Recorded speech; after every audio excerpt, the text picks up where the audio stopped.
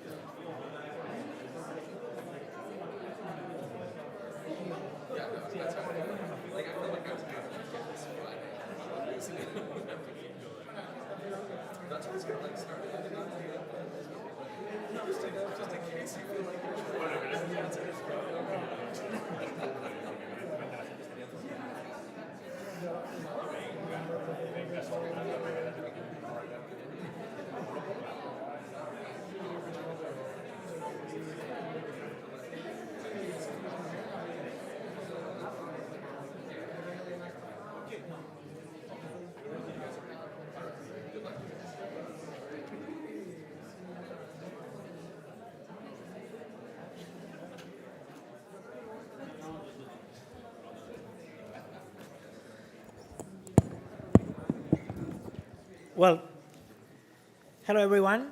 My name is Andres Jaque. Most of you know me, but because we have these audiences here and there, online and offline, I want to make sure that I introduce myself and I say why it's important to have Sumayya here with us today. Sumayya, Vally, my impression is that you never lecture here before, but that you have so many friends, right? And you basically come into a place where everyone feels that you belong to this building and to this institution. And you had this beautiful conversation in the past also in our podcast series but also you've been connected to all the faculty that has been working in Johannesburg and the Studio X in Johannesburg with Paul and Mabel and Mario. And you met long time ago, and it's been, so Sumayya, you've been part of our school and in many different ways, but also through your work. And I think your work is fundamentally, what I personally really like about your work is that you're looking at the remains of the modern world that is cracking, that is sinking, but you're giving a future to them. You're imagining a future for the remains of a world that is in the process of being replaced by something else. And I think that's fundamentally speaking of a very different attitude where replacement is not the word, but rather understanding what is the way that we can compose a new world out of what exists. And that's fundamentally operating in an ecological paradigm, in a paradigm that is decolonized, in a paradigm that is very much different to modernity, that thought that everything had to be thrown away for new things to happen. And this is fundamentally something that you've done through your research. I really like the work, and it was our common friend Lucia Pietrogiusti that runs the General Ecology Project in the Serpentine Galleries that pointed to me to the work with which you initiated your career, looking at the remains of mining and extraction in South Africa, and how that was producing also beauty, and how that could be mobilized as a way to understand the beauty of the landscape, of a landscape that was not pristine and idealized, but also the result of years and decades and centuries of extraction. And that way of looking at the remains of extraction as an opportunity to reimagine beauty and changing its ideological performance, I think it speaks a lot of the moment that we're living, and your voice and your capacity to show us the way or ways to operate materially in a very different moment, in a very different paradigm. I also want to mention that I also love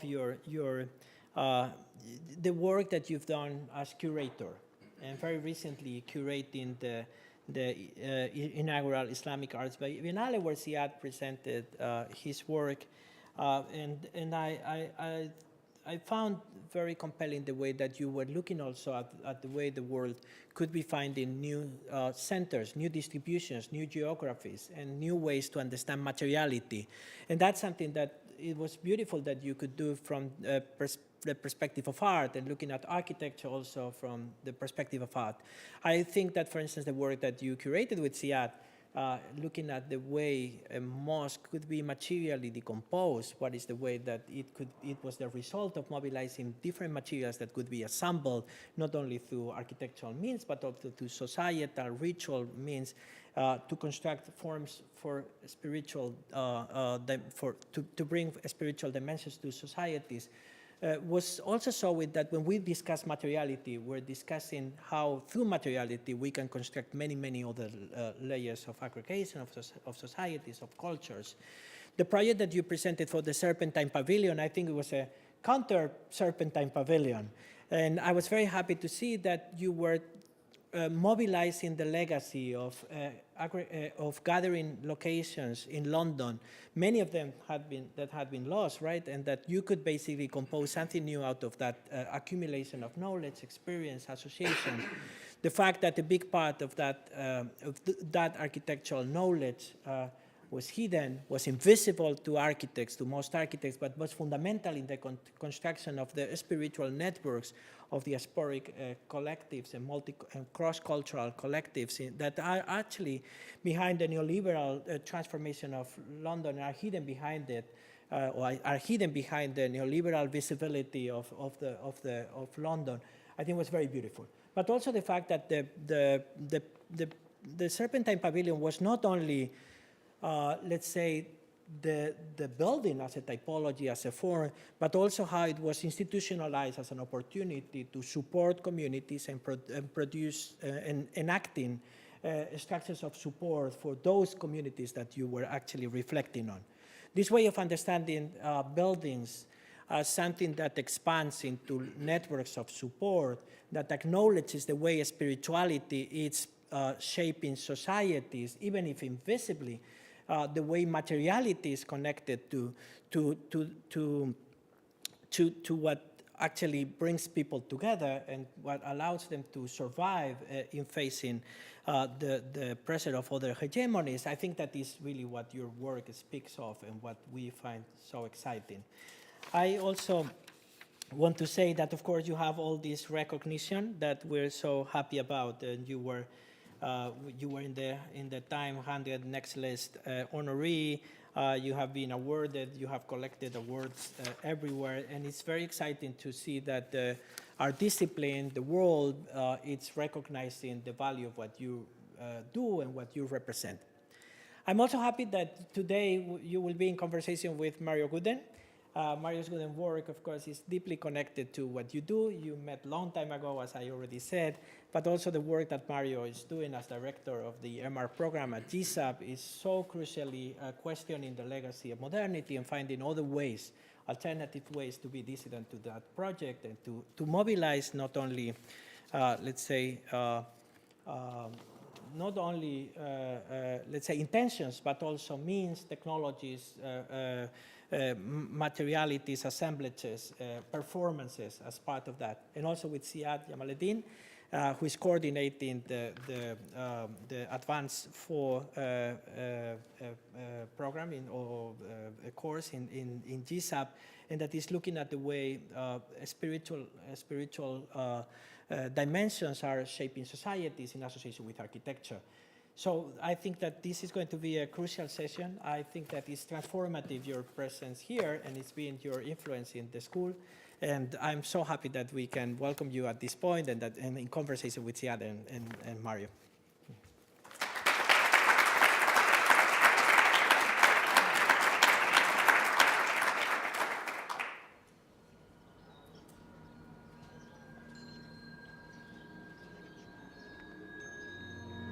We need to ask ourselves if the world around us is being made in our image, and if it isn't, whose image is it being made of, and how do we start to make our own? When people are excluded or when stories are erased, it's a ravage of culture, a whole generation of thought that could have evolved out of that. My biggest inspiration is Joburg for all of its energy, all of its challenges, and all of its opportunities. The softness that there is in the quality of light, which I think is something really special about the city.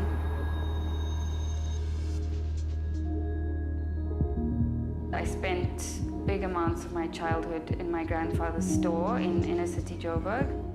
And I vividly remember walking the streets of Joburg as a child and really being in love with it from a very young age. It is a place of so many other places, movements, cultures, and different forces. People have found ways to make the city home. I think it's a testament to how resilient people are. When we were invited to make a submission for the pavilion, I really wanted to reflect what someone like me from our context and from our part of the world could bring to this pavilion. And I think that's something that Joburg has given me or something that I strive for in my work is always trying to read beneath the surface. And I really wanted to reflect a London that is plural and that is about many different places, that honors voices from many different times, past, present, and future. The role of an architect is to be able to absorb, reflect, and translate who we are into the world. We need to be able to listen deeply to these silences and whispers. There's a whole set of worlds that are waiting to happen inside of them. I often think about our identities and how different the world looks from different perspectives.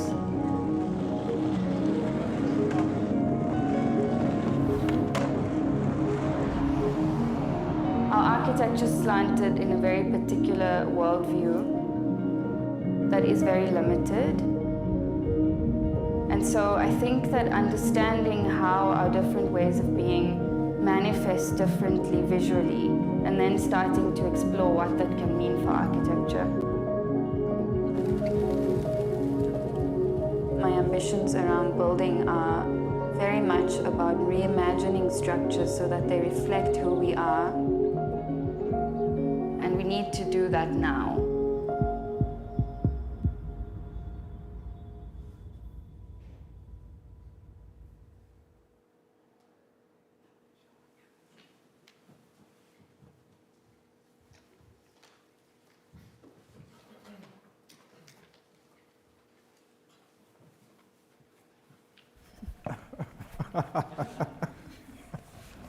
Not in the center.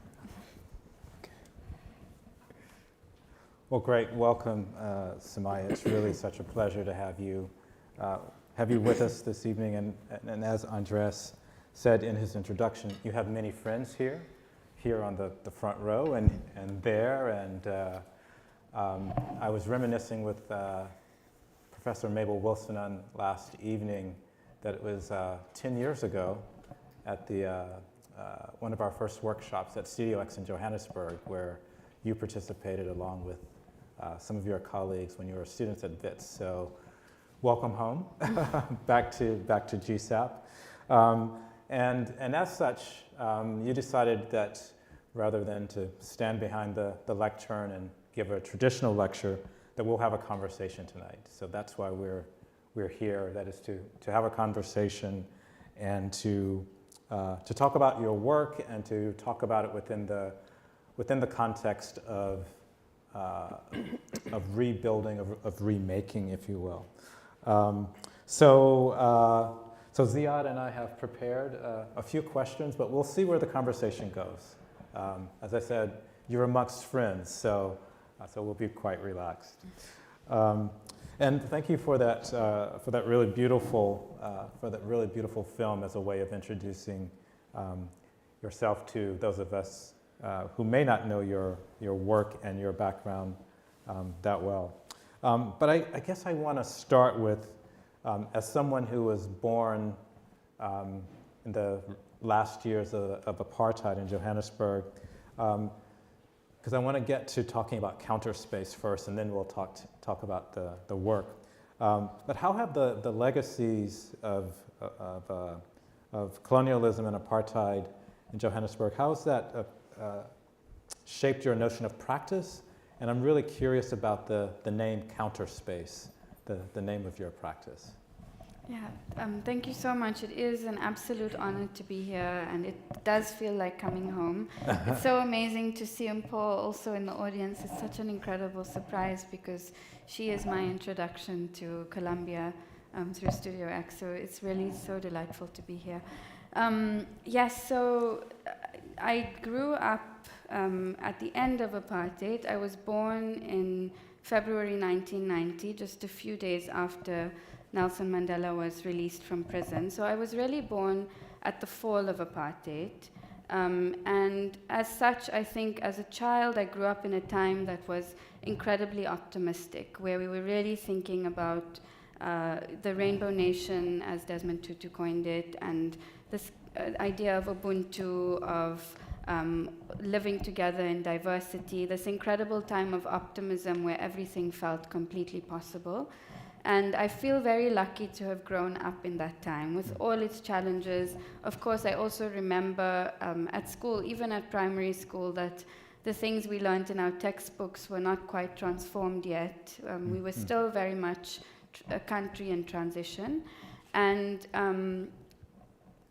that happened on the one hand. And as we saw in the video, I grew up walking inner city Johannesburg as a child in this very jubilant time, in this time of a sensory explosion in Johannesburg, where we really saw people from so many different walks of life coming together in the inner city. But then I also, as I was a teenager and I was at university, when I was graduating from university, that was around the time when Roads Must Fall and Fees Must Fall started to happen. And I think that is very much an indication of the fact that we are still living under apartheid and that things had not at all systemically changed. And Counterspace was born with a group of friends in our master studio at Wits in Johannesburg. And I think that all of us felt that we had such a love for this incredible city, but somehow that what we were seeing and feeling in the city was not resonant with the broader canon of architecture in the country. And I think Counterspace was really born out of this frustration and a desire, and also a love for Johannesburg, a desire to pour this love for the city into practice. And the idea of the Counterspace, I think, is thinking about other spaces that exist alongside the dominant space, all the other truths and all the other spaces that exist and are waiting to happen. Yeah. I mean, it also seems that maybe counterspace is as much of as a verb or an action, countering space, I suppose, as it is a noun or defining, a thing or what you want it to be. Yeah, absolutely. I think, and we can see in many of my projects here, that I do very much believe in architecture as a verb, or in the idea of countering as something that is active. I think also because there are so many ways of space making and forms of honoring that really do come from very active practices that are ritualistic, that are tied to festival, that are tied to the ways economies function, and are not really rooted in trying to preserve in a static form. And that is also an intuition that I've always carried, perhaps not always knowing how to translate it, but something that I believe very deeply in. And I think that these verbs can really push the discipline of architecture forward differently. Yeah. And I guess there are also counter narratives, right? Counter stories. And what are maybe some of the counter narratives that you're sort of interested in sort of bringing to the fore in your work? Well, I mean, honestly, so many. I think the idea of the counter-narrative in and of itself is incredibly important. And Ziad and I were just talking informally before we started about all the tropes that we inherit, what African architecture is or what Islamic architecture is. And I think even those definitions in and of themselves have been handed down to us. So within every definition, I think there's the opportunity to constantly work to reclaim, reconfigure, redefine the narratives that have been handed down to us.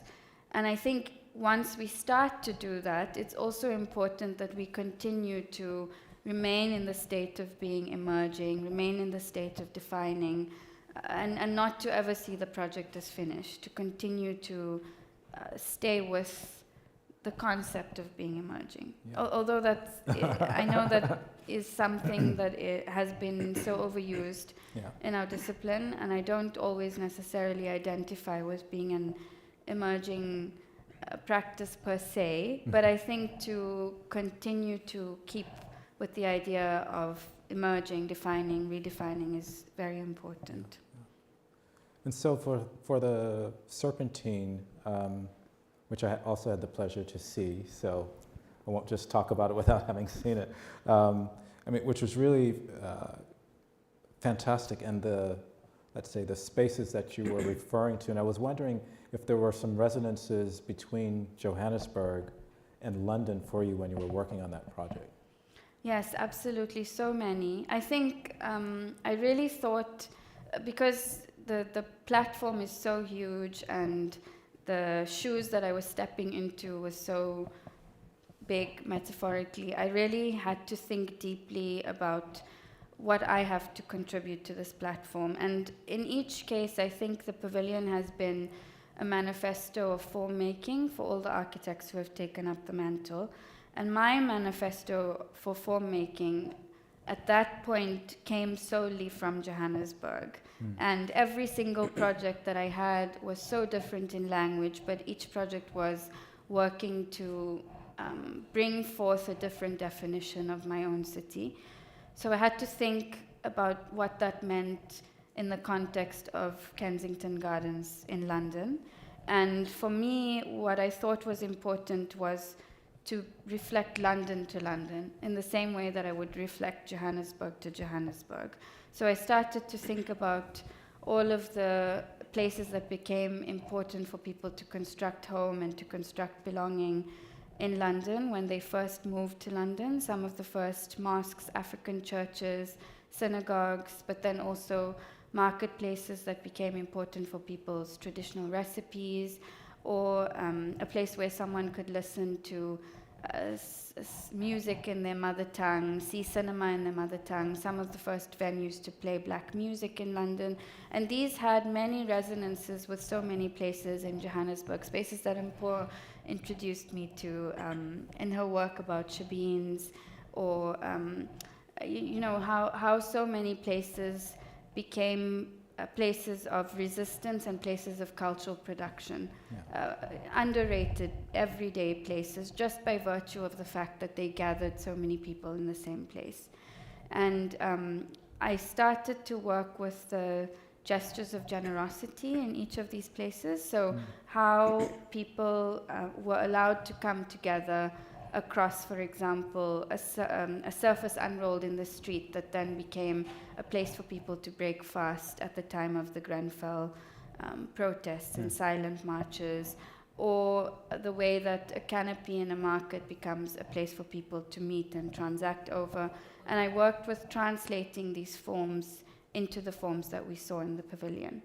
But then most importantly, and I believe that this is also a Joburg logic, as much as I wanted to fold London into the pavilion in Hyde Park, I also wanted to fold the pavilion out into London. And we situated fragments of the pavilion in some of the community institutions that inspired the research behind the pavilion. And these started to take on a diasporic logic in that they were partly designed and inspired by the place, but then they were also transformed by the places they were hosted in. Yeah. And it also seemed to me that the pavilion, we're seeing it here, was also doing some intersectional work, right? In terms of religion, you mentioned mosque, but also in terms of, I think one of the spaces that you referred to was a hair salon, or places that women gathered. And these, as you said, were spaces which are everyday spaces, not spaces that are considered architecture, right? Yeah. I'm also, you mentioned diaspora, and I guess maybe now sort of thinking about your role at the Biennale in Riyadh. Can you sort of tell us about that project and how you framed the Biennale, the Arts Biennale? Yeah, so the project is in Jeddah, but the foundation, the Riyadh Biennale Foundation, was initiated in Riyadh. And they have these two biennales, the Contemporary Biennale and the Islamic Arts Biennale. And the idea with these two biennales is that they are platforms to be able to define what contemporary art and Islamic art means in that context and in that condition. And I took the project on particularly because I believe so much that there are different definitions for Islamic art that are waiting to come to the fore. And the definition of Islamic art that we have in the canon as we know it is a definition that's inherited from 17th century France. And so we find that throughout history, Islamic arts has always been defined through chronology or through geography or through style and aesthetic. And it's always been defined from the outside. It's never really been reflected on from the inside, and there's not really been an opportunity to think about how philosophies from the faith can inspire creative thinking or have inspired these creative forms over time. They've just been looked at as objects. And so I really thought about this, and I believe deeply, and I think so many of our artists have shown us that there is really the opportunity to redefine what Islamic arts is and to think about it from the position of ritual, to think about it from the position of daily wisdoms and daily practice. And I think if we think about Islamic forms of honoring, as I said, African forms of honoring also, they're really rooted in things that are oral and forms that are oral and performance-led, ritual-led. They're not really tied so much to all the forms that come to mind when someone says Islamic art. So I think we have, these definitions are so strong that the definitions that we've inherited, colonial definitions, when someone says Islamic art, we automatically have an array of forms in our minds. And those, of course, have come from traditions in the faith, but they've been defined not necessarily through philosophies and traditions and practices from the faith. So I think thinking about how we can return to these philosophies and how they can also be generative for the present and for the future is incredibly important, because these are voices that are coming from not from the dominant voices. They're coming from other centers, and I think they have the opportunity to contribute to our creative worlds. They also have the opportunity to push forth how we think about museums differently, and how we think about museological and narrative practice differently. These projects that are really in crisis in the West, I think, are in need of different narratives. Yeah. So it was a very exciting project to take on from that perspective. Yeah, thank you for answering my first question. No, I think it sounds like a simple question, what is Islamic art and architecture today? Like a straightforward one, but it's really kind of embedded in this colonial legacy, right, where art historians and archaeologists, European mostly, have kind of lumped together all this art and architecture production in a vast kind of territories from the Middle East, North Africa, all the way to the Far East, across a long period, like 1400 years, crisscrossing many civilizations under one category, which is called Islamic. So it is kind of simple, but also it's exclusory in the sense that we have history of art and we have history of Islamic art, almost kind of two separate disciplines, even taught and learned separately in architecture or art schools. So in that sense, how do you see the future, I guess, of Islamic art and architecture, now that you have reclaimed it, as you have said, and kind of started this form of redefinition? Is there a way for it to come back into art history, or should it kind of pursue its own path? Well, I hope that platforms like this become places for us to continue to define and redefine, so that it becomes an active place of canon. And I think that for this reason, projects like pavilions and biennales, although they have largely become irrelevant, are still platforms that we should make relevant and we should claim and use and work with to make contributions to the canon. In this case, the theme of the Biennale, it's the inaugural edition, had to somehow be universal and do all the work of being an inaugural edition that conveys a common understanding, that is not thinking about sects or differences, but is really thinking about things that unite so many people, and at the same time be a platform to expose and work with a diversity of voices. And so in this case, the theme of the Biennale for this inaugural edition is called Awwal Bayt, which means first house. And that's a term of reverence that's given to the Kaaba in Mecca. And in two parts, the Biennale reflects on the Kaaba as the center of spiritual life in Islam, so how our rituals are centered around that, and how we construct an internal spiritual belonging, as your project also asks us to reflect on. And then, on the other hand, it also reflects on how we construct home and construct belonging. What are the principles of first house after movement and after displacement? And so there are a series of forms and interpretations of structures for gathering and structures for community, where the artists have really been generous in creating forms that invite other artist activations, that invite performances, that invite places for contemplation and places for gathering. And I think that this is a different definition of Islamic art than the one we know, in that, on the one hand, the interior experiences are very much atmospheric, they're very meditative, they're very focused on the oral, and the outdoor works are very focused on being active places for gathering.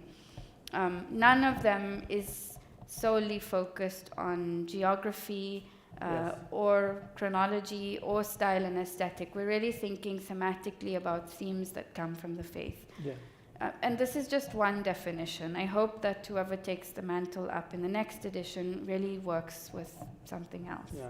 No, it's true that the way you're kind of describing the museological and the curatorial approach, it really breaks with historical museum practices, in that it doesn't follow specific periods or dynasties or even medium or genre of art and architecture. And I guess maybe we can take this opportunity for you to expand further on kind of the conversation you had with the other curatorial team, because you had art historian, architecture historian, archaeologists working together. Of course, historically, as you know, the museum have kind of always delegated Islamic art to kind of medieval time.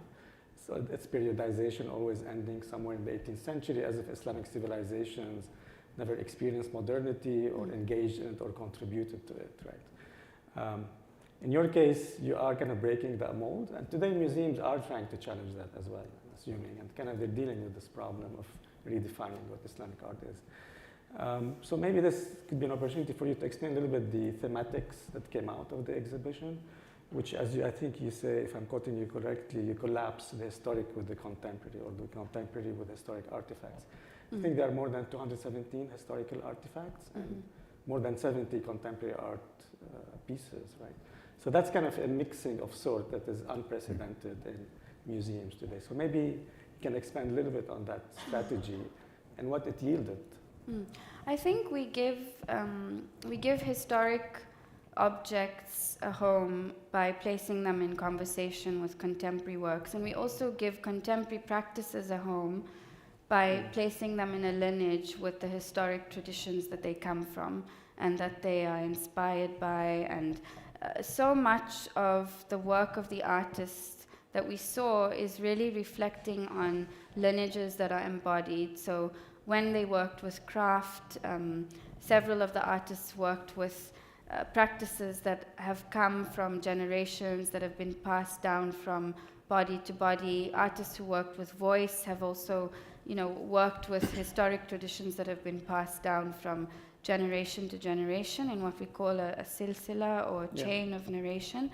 And I really thought about that, and I wanted to collapse distinctions between the contemporary and the historic. The way that the Diriyah Biennale Foundation set the project up is really also with the idea that they wanted to work with both contemporary and historic Islamic art as we know it. And the curatorial team was diverse. I worked alongside Dr. Sada Rashid, who is an archaeologist from Saudi Arabia, and then Drs. Amniya Abdul Bar and Dr. Julian Rabi, both of whom are Islamic art scholars in traditional objects in the Islamic art world.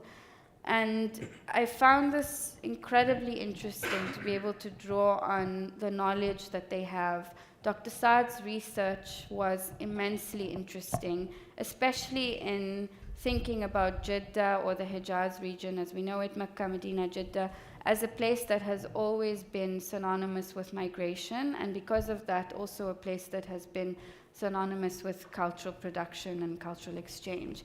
And so we opened the Biennale in the reception hall of the Biennale, which is really, and we're seeing a postcard here from Malcolm X when he was on pilgrimage as well. This place, the Hajj terminal in Jeddah, which is, it's the site for the Biennale, but it's across the road from the functioning Hajj terminal airport. We open with some of Dr. Saad's research artifacts and objects that come from the historic medieval Hajj roads, and we see that in conversation with this terminal behind us, and we're reminded that this has always been a place that has been synonymous with migration, that has been synonymous with cultural production. Some of these images that we see here, when I first visited the site professionally, I was flooded with memories of being there as a 14-year-old pilgrim, of seeing food from around the world, hearing sounds from around the world, seeing people come together underneath this canopy structure. And that energy is something that we really also wanted to bring to the Biennale, and that was recognized universally by everyone in the curatorial team. So I think somehow, even though we came from very different disciplines, there was an understanding about the power of being able to bring together the energy of a place with its historic objects and its historic traditions and rituals in conversation with contemporary artworks. Yeah, I mean, I think what I hear is really trying to contextualize the work, right? And the history of the place, the history of the terminal itself, which sits as a threshold for a universal ritual practice. All Muslims have to go through this airport, more or less, kind of to continue their journey to Mecca and to Medina. So in that sense, I think the contextualization seems to me kind of an important factor in kind of rethinking the museological approach, because the museum have kind of basically decontextualized and secularized Islamic art pieces and then appreciated only in terms of their aesthetic values as opposed to the spiritual dimension and the meanings that they carry. And I think you already somehow articulated for us how that place has already produced meaning for you since you visited earlier. So I think this is really interesting in the sense that the geography here, although we were kind of arguing against it, is critical to that venue. Like it couldn't have been anywhere else, especially as a first Islamic art Biennale. Maybe then I'm wondering, how do you think this juxtaposition of the contemporary pieces have helped again decenter the meaning of those historical artifacts that are sitting next to it or engaging with at certain point? Do you think, is it generating a new knowledge? Is it really finally breaking kind of the canon understanding of those pieces, for instance? I think just on the question of geography first, I think all geographies are hybrid and entangled and somehow refer to other geographies. And we have a very narrow, I'm thinking about tropes from traditional architecture schools. Sometimes there is a kind of parochial or provincial idea of what responding to the context means. But because of forces like colonization, but also here we can see because of religion, so things that organize our lives have also somehow meant that our geographies are incredibly entangled, for better and for worse. And I think being able to understand geographies as connected is a part of the understanding of geography that I'm interested in. And that is true for all my projects in Johannesburg, in the Serpentine pavilion, certainly in the project in Jeddah. This is a new project that I'm working on in Belgium, fingers crossed, that refers to the Congo And I think thinking about this dialectical relationship between geographies is somehow, it was never, in the beginning it was not quite intentional, but it somehow has been ever present in the work. So I hope that the project in Jeddah really does think about all the other geographies that it's referring to, all of the voices that have interfaced with that city.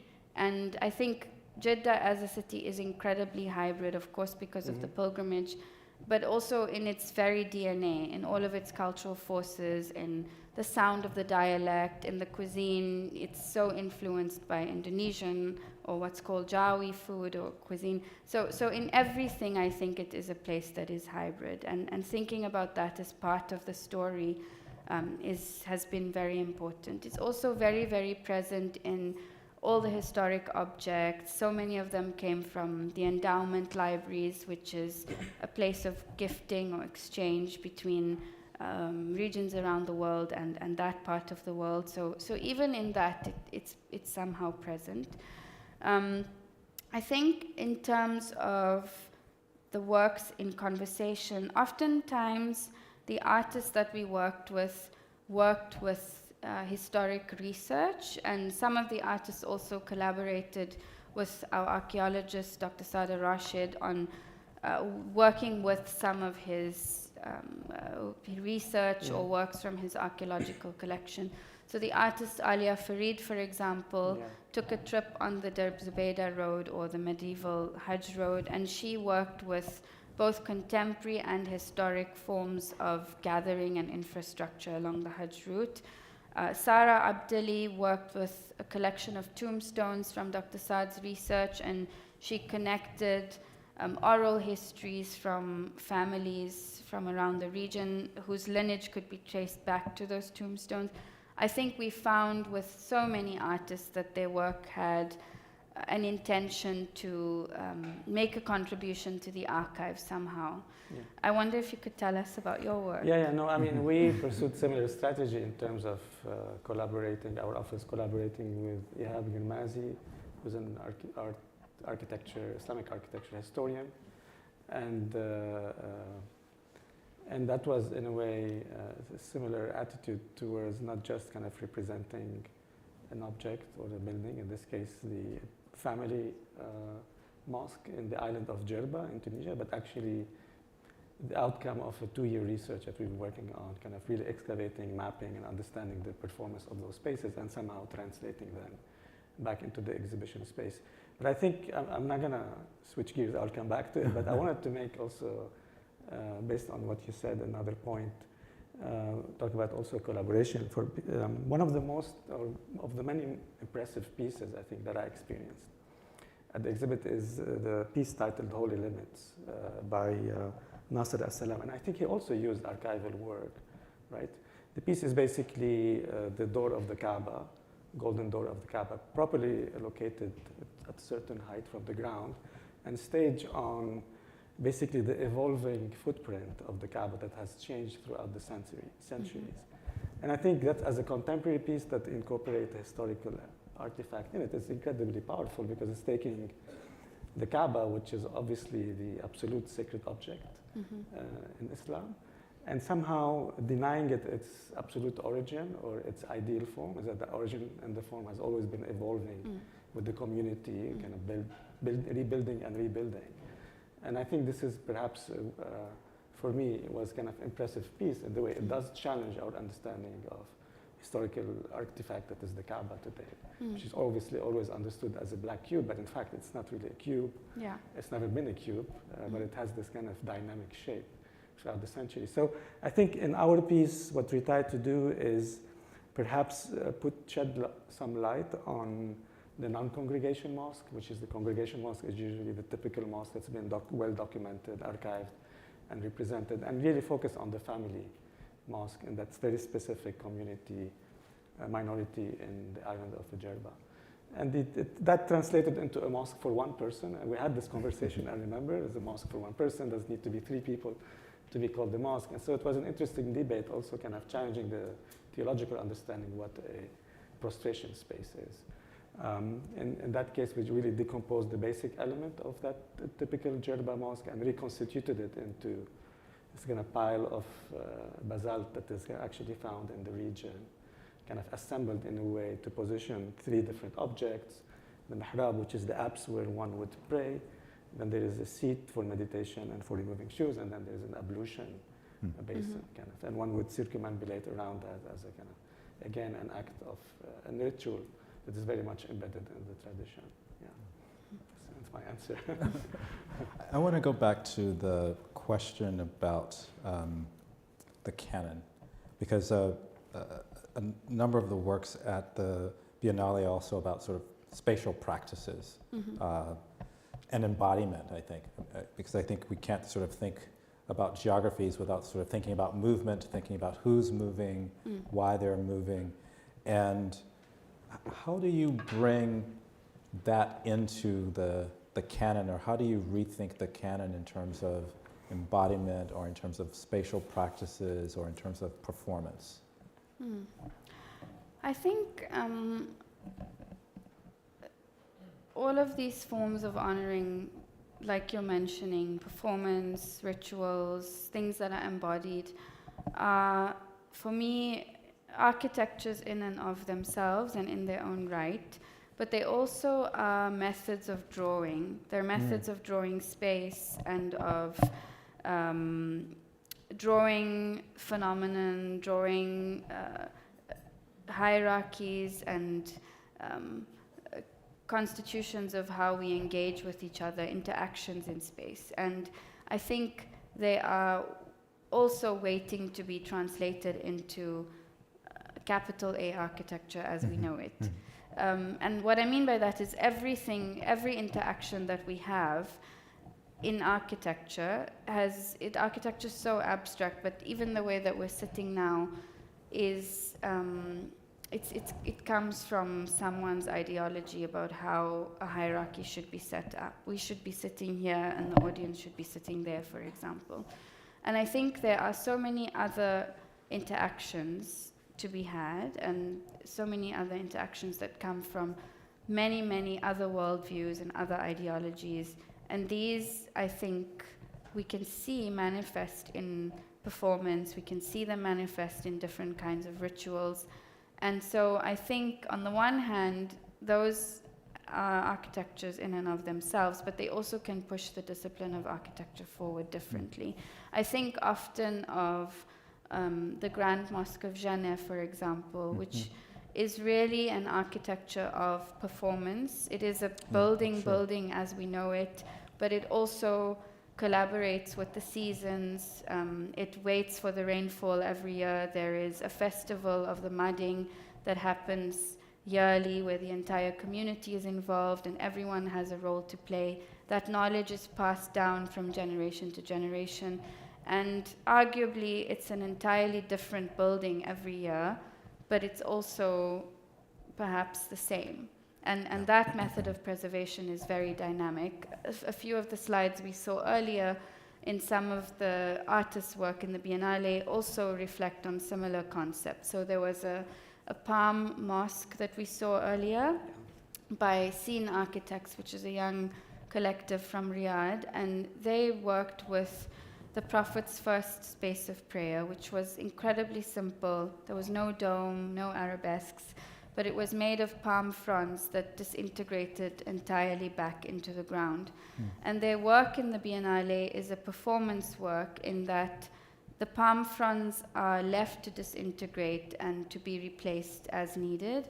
And the hosts in the space rake fresh lines into the ground at 5 times during the day. But also the space itself becomes host to a number of performances. We had several gatherings in there during Ramadan. We will for the closing as well. And so it's a place that is activated by ritual and spiritual rituals, but also rituals around work, how we come together as communities for the purpose of sustaining something. Yeah. I mean, how do you develop a sensitivity to that way of thinking, or to constructing a different kind of epistemology that way? And I was reading I think it was your letter to your younger self, And one of the points you said, or that you wrote, is stay soft and sensitive. It is a deep strength and architecture needs it. Don't let anyone tell you otherwise. So this seems to suggest that there's a different kind of sensibility, I suppose, that one needs in order to bring, well, one, to be aware of that this, that these embodiments, these rituals, these performances, these spatial practices are within the realm of architecture, and then how do we translate that into architecture. So when was that a kind of discovery for you? I'm thinking about sort of Witz and the tradition of modern architecture, modernist architecture that comes out of Witz. When did that, sort of this other way of sort of thinking, how did that emerge? When and how did that emerge? I don't know. I don't know. I think there were a confluence of things that were happening simultaneously when I was in my graduate studies at Witz. So there was the frustration with the inherited canon, not of the school, but I think of the country more broadly. And there were whispers of other possibilities, other kinds of canon that we were introduced to through Mpo, I had a lecturer named Hilton Juden who also was very encouraging of bringing about other voices that were connected to different cultures and so on. Dr. Mpo Matsipa's course also very much was focused on Johannesburg as a city and on movement and migration as a phenomenon in the city. And a lot of the things that we looked at in her course really thought about things that were intangible and otherwise that were happening on top of and despite the fabric of the city. And in those things, there is a softness, but also an incredible resilience and an incredible set of intelligences. And I think I started to understand, or I'm still understanding, that in these things, even if they seem ephemeral or they seem fleeting, they are not. They are incredibly robust. Well, I don't want to romanticize it because, of course, so many of these forces are under threat. We saw that with COVID, because they are not acknowledged or the system doesn't know how to support them. They are vulnerable. But also so many of these soft forces and forms of soft power have so much intelligence that's waiting to be transformed into something that can make a very profound contribution to the canon. And I think we also have inherited a profession where we are taught to be devoid of so much, to be, removed from the supernatural, to be removed from mythologies, to be somehow to all be dressed in black as we are now. But there is so much about our profession, I think, that pretends to be objective when actually it's absolutely not objective. It's all someone's or a set of someone's ideologies and ways that we should be living and ideas about how we should all live. So to recognize that and to embrace that architecture is subjective, but also to understand that there is so much power in reckoning with so many other subjectivities, I think, is very important. I'm looking at the slideshow, and it appears to include also new work. Would you care maybe to share about what you're up to or what you're kind of currently engaged with? I think it's an interesting question for our audience student because you also do kind of crisscross between art practice, curatorial practice, and architecture. I believe so much in practicing across discipline and in working at many different speeds at once. I think it's important to, on the one hand, have the slow, steady sometimes snail or glacial pace of working in architectural practice, but then also to be able to realize installations as an artist and with artists is so important, because it somehow keeps pedagogical thinking alive and then makes a contribution to architectural thinking at the same time. But this year, I want to focus on architectural practice, and this is because I think I'm being understood as many other things, and I really want to translate some of the learnings that I've just had into architectural form. I can see how that can happen, and I'm waiting for platforms to be able to translate that. But some of the things I'm working on at the moment, I'm working on a public plaza in Manchester in honor of the Pan-African conference that happened there in the 1940s. And that is a continuation of the Serpentine pavilion. It's really reflecting on the same legacy of histories, but this time thinking about Manchester as a city, which also functioned as part of the heart of the colony because of its relations to the port and textile trade and so on. And then I'm working on the scenography of the Ellen Johnson Sirleaf Presidential Center in Liberia in collaboration with the architect Mariam Kamara. I'm also working on the project that we saw in Belgium, which is a pedestrian bridge, but for that project we're thinking about this very small town and its history and relationship to people who came from the Congo. And we worked with research around this figure, Paul Panda Fanana, who was a former soldier and became a very important figure in that his research made a contribution to the landscape of Belgium. So he studied horticulture in this town called Vilvoorde. And we worked with a series of boats in the project, so the boat architectures that came from the Congo. But then we also planted them with the species that came from Fanana's research. And each of them is a reflective garden in honor of the many unknown and unnamed people who came from the Congo and lost their lives. It also has a diasporic logic in that the boats float across the riverbank and embed themselves along the bank. And then they also pollinate and rewild several areas in this very industrial zone. And I think that for me is important to mention, because it's one way that I worked with the logic I learned in the Serpentine Pavilion, but this time for a more permanent project. Because I often get asked about the distinction between working on projects that are ephemeral and what contribution that makes to architecture. But I really believe in these being testing grounds for ideas and in having the potential to then implement some of these ideas permanently. And I'm wondering how, because you're seemingly always on the move, what is the kind of reflection or reflectivity, if you will, between sort of Johannesburg and, well, we talked about Johannesburg and London, but let's say South Africa, Johannesburg, and other places, like how are they informing sort of back and forth, one to the other? Your work in your studio in Johannesburg versus what you're doing in London, or what you're doing now with the Biennale. How is all of that kind of informing or reflecting with each other? I think fortunately or unfortunately, somehow I always see Johannesburg wherever I am.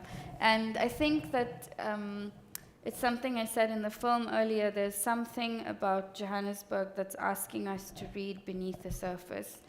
And all cities, all contexts, I think, are in need of that same gaze, to look underneath the surface. Johannesburg perhaps is, because of the legacy of apartheid, particularly segregated. It is a city that is so unequal by design, and where I think conditions of segregation are extreme, but really those conditions are in every city. Even in Johannesburg, they are now subconscious and subliminal. Even for architects, they are subconscious and subliminal. And I think all cities have that same condition somehow. All places have that same condition. Even places that are less segregated, I think there are people who exist on the margins. There are practices that are unrecognized or under the radar. And there is somehow a desire in my work to be able to work with that. There was one last thing that I wanted to talk about or ask you about, and then maybe we can open it up and let some others chime in.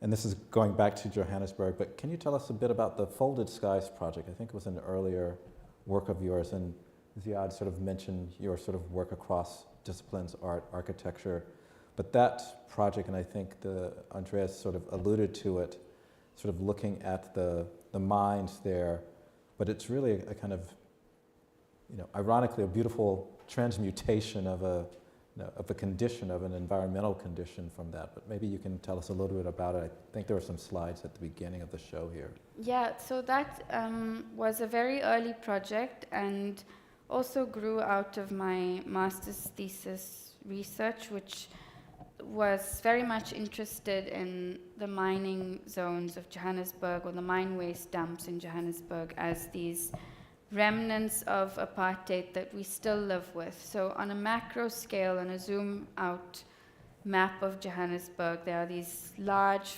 landforms that take up so much of the city's infrastructure. But also on the most microscopic scale, the dust from the mine waste dumps is incredibly toxic and radioactive, and still somehow involved in our lives. So apartheid was so meticulously planned that it was thought through on the macro scale and also at the micro scale. And in South Africa, the darker your skin color was deemed, the more toxic the area that you had to live next to or live with. So my family is from an area called Lodium, which is next to an industrial buffer zone of factories. But many black people, for example, in Cape Town lived next to sewage plants. In Johannesburg lived next to mine waste dumps historically in areas that were designated for black people. And as I said, it was so meticulously planned that down to the direction of which way the dust blew, it was planned that it would blow over the township area. And the presence of the mine waste dumps in the city is indicative of that, but it also has become host to a lot of ritual activity. It's become completely overgrown. There's a lot of mythology around it.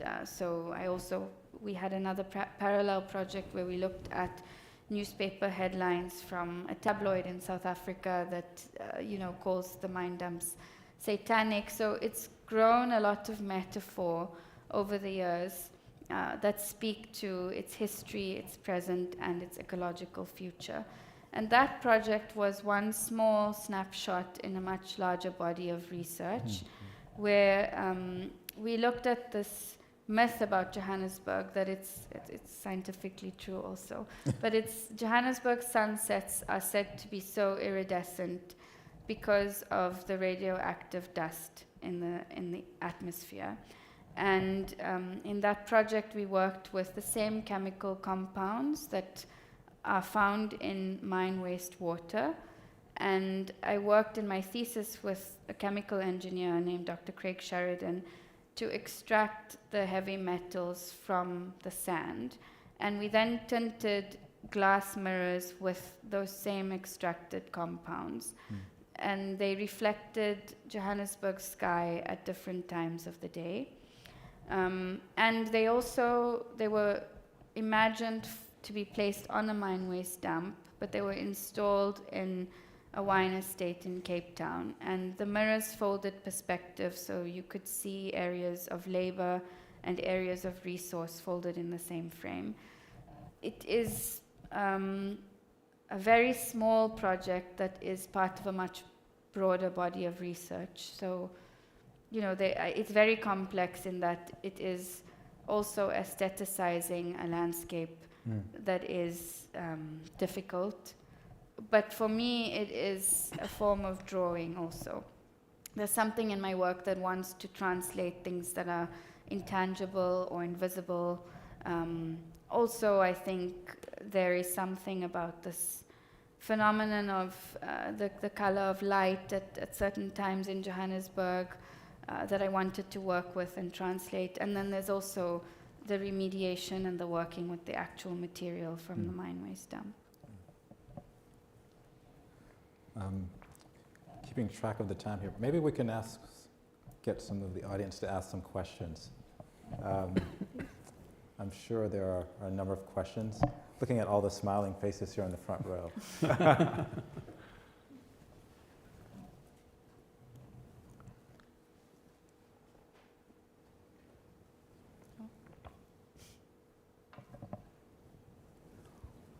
Well, maybe while people are gathering some thoughts, could you tell us a little bit more about the acts of translation or even transmutation and drawing? I mean, are you actually, when you think about these things as drawings, where do, I guess I want to ask, the sort of the materiality of the drawing, the materiality of the mirror, for example, that there's also a kind of process of transformation in the act of drawing, or in the act of drawing with certain materials. Is that right? Mm-hmm. Yeah, I think for me, drawing is working to make sense of something or make something manifest. And in that regard, I think even architecture in my work is then a drawing, because it's working to somehow reconfigure or relocate histories or narratives or stories in some way. So somehow working to make sense of something is a drawing. Mm-hmm. It's a process of discovery and uncovering something.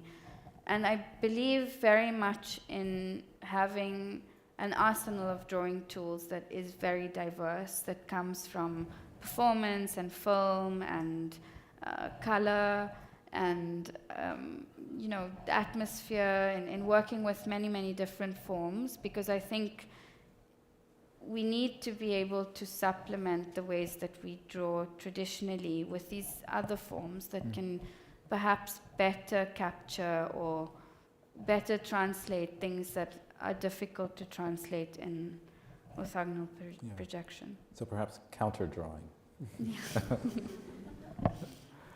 Yeah. No, I think it's very interesting. I mean, I think what you're aiming to get out of those techniques is to register a new or recoding, let's say, of the environment that kind of challenges the orthographic projection techniques that we've been taught and used in school. So kind of almost we need new tools to be able to rewrite the canon or to really actually narrate alternative histories. Oh, I think we have a question here. Aya. Hello. There. Didn't want to ask the first question, but here we go. Thank you so much for a beautiful dialogue and conversation. Sumayya, I was actually first introduced to your work when I was in Ada and Giuseppe's studio last year, when we were kind of challenging this idea and notion of identities. And so maybe I wanted to bring back the question back to you, and maybe specifically in the frame of the Biennale, and what was your role as an artist, curator, architect at the Biennale in a place where many art forms were forbidden for a very long time until very recently, and what were the type of negotiations that you had to kind of have with the institutions, with the country, with the artists, with the public specifically as well, and maybe also your role as a woman in all of that in this specific context as well.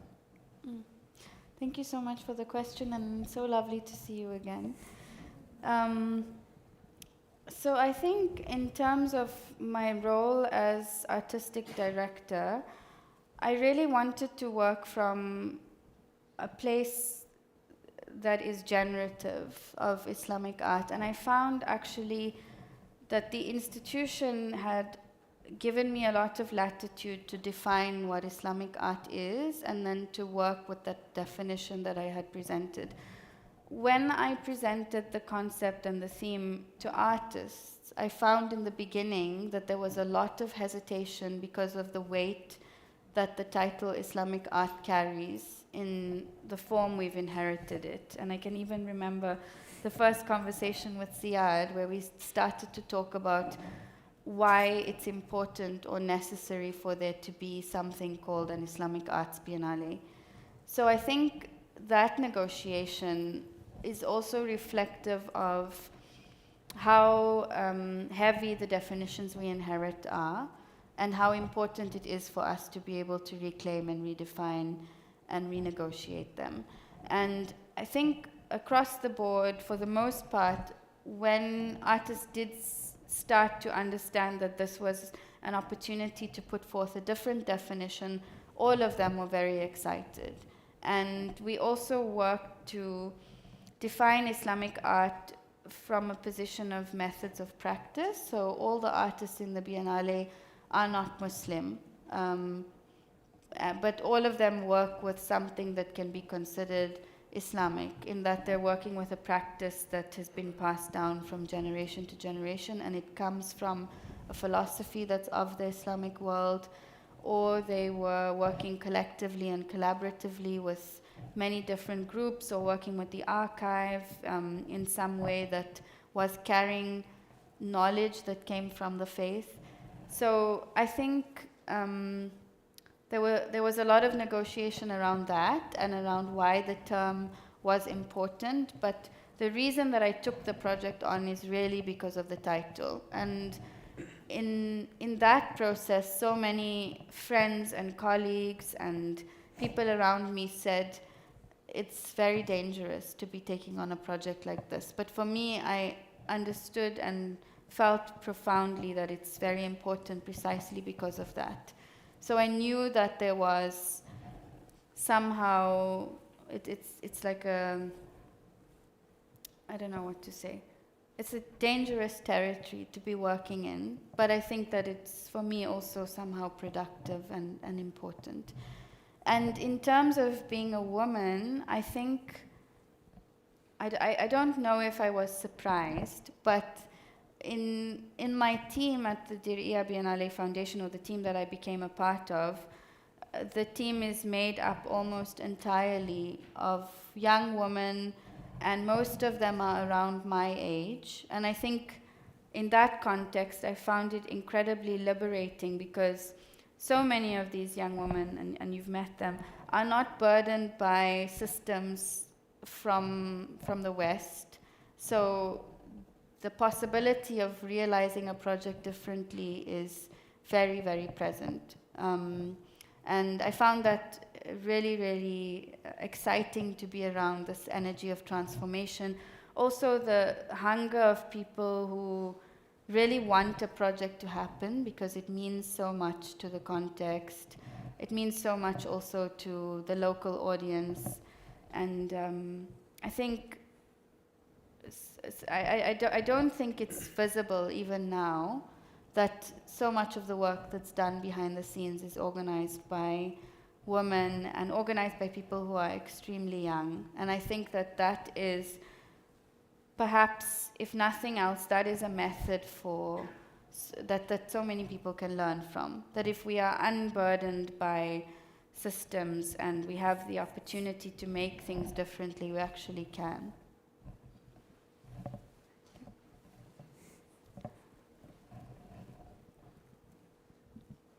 Thank you, Sumayya. It's tough to ask a question after such an extraordinary answer. So bear with me. Thank you so much for your beautiful conversation, and also questioning the role of the podium in this kind of space, and thinking also, inviting us to think about this space in a new way. I think that's very generous, and the projects are very beautiful. And I was thinking a lot about the permanence and ephemerality question, so perhaps I'll dive into the typical question that's given to you, because the pavilion seems like it's, engaging in a material philosophy that's about weight and permanence and carving of stone, while the adaptive reuse of the Jeddah facility, that's a kind of fabric, a textile, and yet it's more permanent than the one that would have seemingly weightier presence. And then the bridge is such an extraordinary new project to see, and it has its own kind of weightiness and materiality. How do you kind of navigate deciding what materials to use and connecting those to the stories that you're kind of crafting on each site? I think with the pavilion, this is just an intuition, but it was my first built project because of the speed that project happens at. And I think there was something in me that really wanted it to feel like a building. I don't know if I had something to prove or if it is my age or what it was, but somehow I felt that I wanted it to be permanent. I think perhaps because I was working with so many places that have been erased, and I was very reliant on working with photos from the archive. I worked with the Bishopsgate pamphlet collection that had event posters, and in them there were many places that were visible that I then modeled and worked with, but they don't exist anymore. And I wanted to be able to fold all of these places, ephemeral, permanent, impermanent, into an architectural fabric to give them the same reckoning and the same weight. And I think in the Jeddah project, yes, that's a terminal that's designed by Skidmore, Owings and Merrill. And it's an incredible space in the infinity of the canopies. I think it reckons with Islamic art and architecture actually in a very abstract way, and it also somehow the canopy structure is permanent and still in use, but the activity that it allows is completely flexible. It functions very differently to any other airport in that people are encouraged to wait there, and it's known that many people will wait there for so many hours, but they're not encouraged to buy anything, or it really is a space for community. And that in itself, I think, is a form of permanence, to be able to create something that sustains a set of gatherings or a series of interactions, to make something that has such significance on the memory or on aspiration as it did for me on a personal level. As I said, when I went there, I was overcome with memories of being there as a pilgrim. And that is, I think, a form of permanence in a way. It's also an advocation for why we should have platforms like biennales and pavilions, because once ideas are in the world, they're unstoppable, I hope. They can really start to seed a difference, even if the project is not permanent. Hello, Sumayya. It's good to see you here in New York. Very beautiful lecture. Thank you very much. I'm proud to call Sumayya a friend. So I have this question, and it's from a recent personal experience. I recently performed Umrah in Ramadan, and I left with a question of, did I feel the spirituality or not? When we're talking about Islamic art or any religious or spiritual art, the idea of spirituality, the first thing that comes to mind is quiet and calm. But as you know, and you've been to Mecca, it's not quiet and it's not calm, and it's very busy and chaotic. So when I left, I was left with this question: did I feel the spirituality, or was the noise taking it away from me? And I don't know I don't know what your view on that question, because part of me is saying this noise is part of the spirituality, and the chaotic and like going in and out, and you have to finish your pilgrim. But then, I don't know, it's just a question that I had in mind. I don't know what your view on that. Sorry for the long. It's a very personal question. I think that for a long time, Islam has resisted commercialization, but it's not the case anymore. And if anything, I hope that projects like this and projects that our colleagues are engaged in work to somehow reroute and remember the roots of spirituality, which do not come from things that are built necessarily, or from things that are ornate, or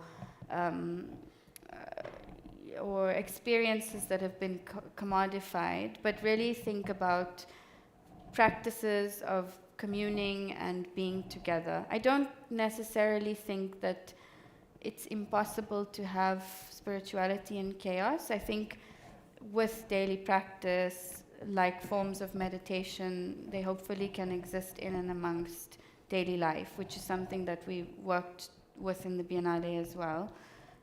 But it's a very personal question. So I don't know. I hope that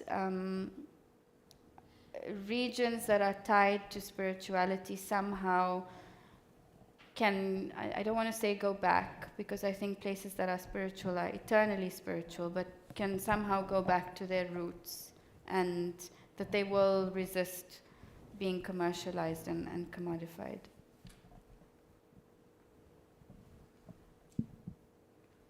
Hi, Sumayya. Good to see you here. I had a question just looking through the slideshow of immaculate images. I had a question about your relationship to images. Basically, specifically at this moment where we're consuming an incredible amount of images through the multiple screens we interact with daily. How do we form a practice of critical engagement with images?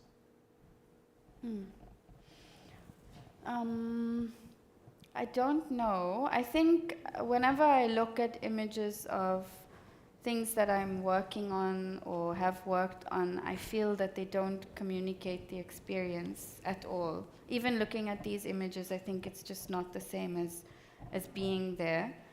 And I have come to accept that that's a good thing, because that means that architecture still has validity. So I hope that I think documentation and images are incredibly important. They are, unfortunately or fortunately, the currency that we have to allow our works to live on beyond their lives. But somehow personally I have a very complex relationship to images, because I feel like they never quite convey or communicate. Even this image that we're looking at now, this was a performance. It's not quite captured in film. It's certainly not captured in image. This work, when I look at it, the story behind it is so immense. The construction workers on site came from the same village in Pakistan that Yasmin Lari's construction workers worked with. So I think somehow, I think images do flatten experiences. And I think it's important to accept that. But at the same time, they also allow ideas to travel. So I don't know. I don't have an answer. Hi, Sumayya. Okay. Thank you for this discussion, which is phenomenal. I'm really curious about your relationship to archive and archival practice. Because it seems to me that in your engagement with London, there's a kind of poverty archive and a narrative of erasure, disappearance, marginalization that means that the archive is already quite compromised, or you have to think about it very differently.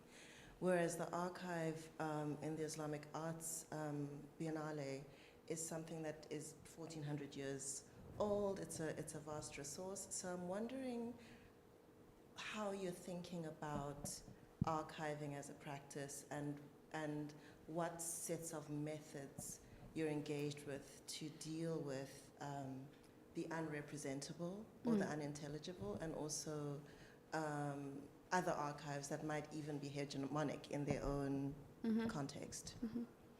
I think I wouldn't say in either case that there is a certain kind of archive that's privileged. So in the project with the Serpentine Pavilion, there were many places that were present. At the same time, there were many places that were erased. And in the Islamic Arts Biennale, some of the images will come up, but the image with the prayer mats, for example, that's a work by Ikhshan Adams. He worked with collecting prayer mats from his home community in Bontehevel, and then traced in this tapestry remnants of bodies that were left on those prayer mats over generations.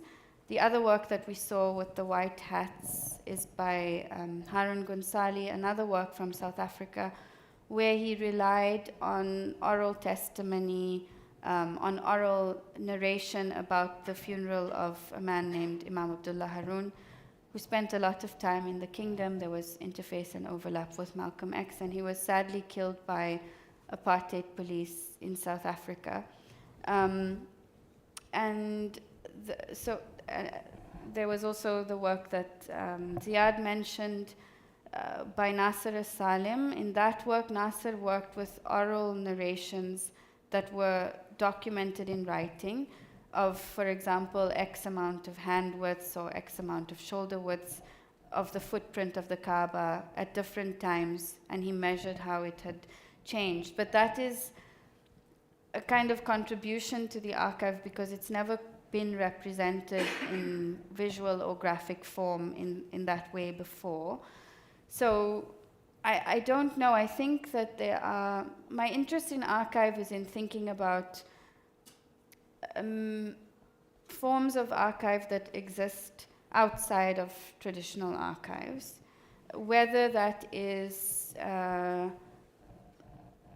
whether it's oral or written, or it exists in place or in pamphlet or in some other documentation, but it's forms that don't fit neatly into the categories of Western archive that we've inherited.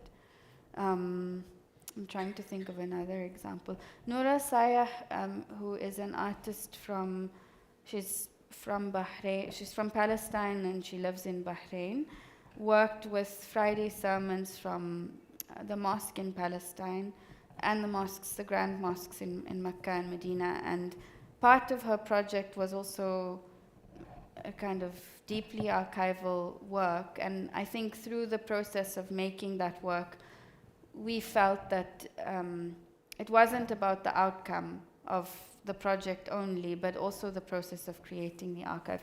So I think there's no neat way to answer the question, and I'm also still processing and figuring it out with every project. But my interest in archive, I think, is in things that don't fit neatly into the archive. Hi, Sumayya. Thank you for a beautiful lecture. I just wanted to ask you about the crowds that you are inviting to this Biennale, and how different it is from the pilgrimage crowd. And if you would ever see the two colliding and meeting, or for one to happen during the other? Yeah, there aren't images of it here, but there are pilgrims who come to the Biennale as well. And I think it's not something that we knew would happen, but when I left site every night, I remember looking over the road and seeing people dressed like this just across the road from the site we were working on, and thinking that these people could be my grandparents or my parents or my own family, and realizing that there's an opportunity for people who perhaps would never make a journey to see art, to come and experience it. And I think there's something again, about the importance of the title, that because it's called an Islamic Art Biennale, it means that it's not, although people might see that as limiting, it's not intimidating for so many people who would never go to something called a contemporary art museum because they feel like it's not for them. So somehow that title has opened up an audience that means that it's sanctified for pilgrims to visit, but at the same time, a very local audience of families and people who are very old also feel like they belong. I think the overwhelming audience that the Biennale has is a cross-section of Jeddah, and that is people who are interested in the arts, but also everyday families in the city who see it, I think, as a place to hang out, to go to a restaurant or to go to the shop, and then somehow there is art that's happening in the background. So it is absolutely a collision. I hope it will be even more so in the years to come. At the moment, there are buses that bring pilgrims over, and depending on the length of waiting time they have, there are different tours where they can see things that are most relevant to their journey first. But I think it has the opportunity to be even more of a collapsing of worlds in the future. Maybe we have time for one final question. Giuseppe. Sumayya, I don't really know how to ask this, but I will ask it. The dream is the most important thing, correct? That's how your letter to yourself, no, your young self to your older self. The dream is everything. Dreaming is everything. The dream is everything. So what is because, remembering how we met you as a student a bit with 10 images that we ask everybody to bring, and yours were the most incredible, right, around the table. They were the images of a dreamer. They were very layered and very strange. What is the role of the dream now for you in what you do? And also in the way, because it seems like the way that you do put together archive ideas, political ideas, cultural ideas, is through some form of dreaming, as I see it in the way that it comes out. Mm-hmm. I think dreaming, that sentence, dreaming is everything, is referring to the space of the imagination. And I think, I thought that this is indicative of practice in South Africa, but I think it is perhaps architectural practice in many places in the world.